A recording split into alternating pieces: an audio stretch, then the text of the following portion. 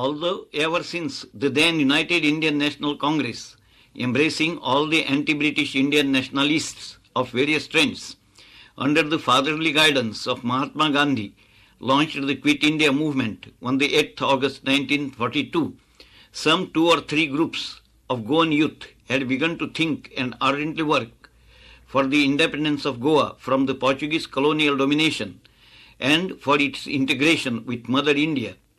Yet actually, in the public eyes, the movement for liberation of Goa rightly seems to have started on the 18th June 1946 because of the spark ignited by Dr. Ram Manohar Lohia, the fiery socialist leader who a few weeks earlier had challenged the autocratic authority of the then Kashmir's native princely government. For it was due to Dr. Lohia's personality that all the nationalist-minded Goan elements started coming together to fight against the then dictatorial Portuguese colonial rule. I myself, for instance, with the help and advice from veteran Goan leaders like the late Dattatray Venkatesh Pai, Dr. Tristão de Bragança Cunha, and friends like Drs. Pandurang Zambaulikar, Ram Hegde, Raghuveer Srinivas Kamath, Chandras Naik and others, had, with the active assistance of my other friends like the late Shripad Guno Desai and Pandu Desai and others serving in the then Portuguese army in Goa, had devised a plan of removing from the 2 army magazines located at Santa Ines and Tamdi Mati in Panaji pistols and cartridges in order to hand over some of them to our underground co-freedom fighters from the neighboring districts of the then Bombay Presidency and native princely states like Kolhapur and Sangli as our contribution to their freedom struggle, and keeping the rest for our own struggle for Goa's independence. Admirably, we had quite succeeded in our objective of emptying almost the whole material from the 2 magazines when a certain civilian friend of Shripad and Pandu Desai's turned out to be a traitor, and the government came to know about the shortages of the material. This led to the arrest and detention of Shripad Desai in the military police custody. I came to know about it at Londha, where my friend, also a veteran freedom fighter, had purposely gone to warn me while I was coming back to Goa from Hubli. Pandu Desai and others, about 24 in number, deserted the army and succeeded in crossing the borders of Goa and taking refuge in Bombay, Pune, Belgaum, etc. Ultimately, on the 5th or 6th day of his arrest and detention, Shripad Desai too managed to escape from the custody and reach Bombay sane and safe. Then myself too, seeing that there was no more chance of either getting more arms and ammunitions from the Portuguese army source or organizing ourselves for any armed conflict within Goa, abandoned our plan of getting hold of all the police stations throughout Goa in one and same day and went to Pune and then to Bombay and started working on the editorial staff of Marathi dailies, Sakal and Navashakti, respectively, since November 1943. It was then, on 16th June 1946, that I read on the teleprinters in the Navashakti's office, when, after being on leave for about a month in Goa, I had returned to Bombay on the previous day, the flash that Dr. Lohia had gone to Goa with Dr. Julião Menezes to take rest at the latter's place at Asorna, Salsette, and that upon seeing that there was no trace of any civil liberties here, he had decided to challenge the draconian Portuguese dictatorial rule. While, on the one hand, I was elated with joy to know that Dr. Lohia, a national hero and the then leader of the Congress Socialist Party, which I professed to belong to, was going to break the dictatorial Portuguese laws. But, on the other hand, I was a little hurt in my feelings because Dr. Julião Menezes, who was my friend, had not told me nothing about Dr. Lohia's prospective visit to Goa. Subsequently, I came to know that the visit was not pre-planned. It happened suddenly. Within 2 or 3 days, Dr. Lohia was back in Bombay and he invited me for a talk at the late jurist Purushottam Trikamda's place. Dr. Lohia advised me not to resign from the Navashakti and instead to stay in Bombay for the propaganda purpose of the movement in that city, considered to be the political heart of the country. But I could not accept this advice of his, since I was too much involved in the cause of the independence of Goa and not merely civil liberties. Accordingly, I left Bombay on the 15th August 1946 in order to be able to attend on the way to Goa at Londha a meeting of the nationalist-minded Goans to be held there on the next day, and which meeting the late Dr. Ashok Mehta, then socialist leader, was also to attend. In that meeting, presided over by the late Lakshmikant Bhemre, a new organization, the National Congress Goa, uniting all the nationalist-minded factions of Goans, was formed, and its ways and means to conduct the civil liberties movement was decided to be strictly those preached by Gandhiji in respect of the Indian National Congress. Shri Lakshmikant Bhemre offered to be the first satyagrahi of this new organization to initiate the campaign on the next 18th September.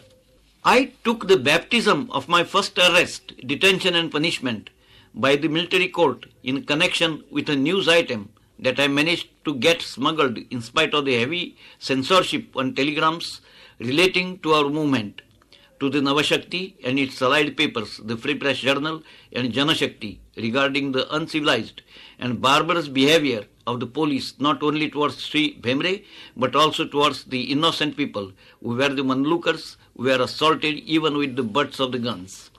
Consequently, I was arrested on 25th September, taken to the Aguada fort, and though accused under section providing for a sentence of 15 years degredo of the Portuguese Penal Code, I escaped with a small sentence of 4 months imprisonment, as from the prosecution evidence itself, the facts narrated by me in my news report were proved to be true. Yet, the military court held that, anyhow, the good name of Portugal had been denigrated abroad, that is, in India, by my report. In the meanwhile, Dr. Ram Hegde too was arrested and sentenced to 8 years of degredo imprisonment, and in the month of November, he, Kakodkar and Bhemre were taken to Portugal. After my release on 23rd January 1947, with the help of Doctors Narayan Bhemre, Vinayak Mayankar, Nilkantha Karapurkar, Guilherme de Souza Tiklo, Vishwanath Lavande and other nationalists, we tried to regroup our dispersed forces. I was again detained in Aguada Fort until 23rd August 1947 without trial by the military or any other court. As per the earlier decision, the session of the National Congress, Goa, was held at Karambali 2 months after my release on 25th October 1947, and the aim or object of the organization, which was previously only the restoration of civil liberties, was changed to the complete independence of Goa from the Portuguese domination and its integration within Indian nation. By special resolution, it was decided that even the movement for independence, based as it was on the Gandhian principles of non-violence, should necessarily be conducted from within the Goan territory. As our movement was to be conducted strictly on non-violent methods and within Goan territory, Sri Vishwanath Lavande and his associates, who were already thinking of an armed conflict, dissociated themselves from the National Congress Goa. Yet again, my new re-arrest and the arrests of Tiklo and Karapurkar in the middle of December 1947, as well as ours and Dr. Mayankar's trial and sentences of 15 years degredo imprisonment to be undergone in Angola, were in a way connected with what the Lavandes group had done few days before. Then, though myself and 3 of my co-office bearers were after about 2 months court-martialed and sentenced to 15 years degredo to be suffered in Angola, we were kept in Aguada Fort for nearly 5 years and were taken to the Fort Rosadas penal deposit jail in Angola only in June 1952 via Portugal aboard Portuguese ships. Along with us were taken also Sarvashri Narayan Hari Naik, Jayant Kunde and Mukunda Dhakankar, now no more, belonging to Lavandes group, and who were sentenced to 29, 26 and 8 years respectively. We 4 were released on 12th May 1956 and sent to Lubango, then Sada Bandera, but not allowing to leave Angola. In the meanwhile, I was again re-arrested in February 1959 by the PD police and taken to their special custody by plane to Luanda, where I was kept detained for 89 days, as no one would be kept detained without trial for 90 or more days. This detention was due to my active participation in the presidential election campaign on behalf of the opposition candidate General Humberto Delgado. Then, up to January 1961, I worked as a co-editor of the journal The Angola, commonly known as ABC, mostly writing about African affairs. Then again, I was re-arrested and detained in the PD's special political prisoners São Paulo jail for nearly 6 months from 4th February 1961 onwards, suspected of being directly involved in the actual liberation war of Angola. In July that year only, we were taken back to Lisbon by the Portuguese transatlantic Veracruz, which transatlantic later on in April 1962 brought us to Karachi along with Sri Lakshmikant Bhemre and Narayan Naik and his African daughter Sushila, having reached ultimately by plane from Karachi to Goa on 8th May 1962. That is to say, about 6 months after liberation, we were back in our cherished homeland. In brief, those were my experiences and incidents that took place during the freedom movement in Goa.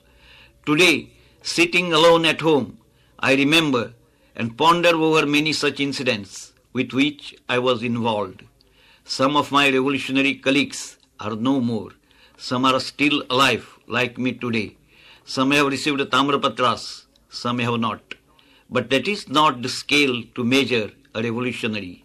A revolutionary, in the truest sense of the term, is a revolutionary forever.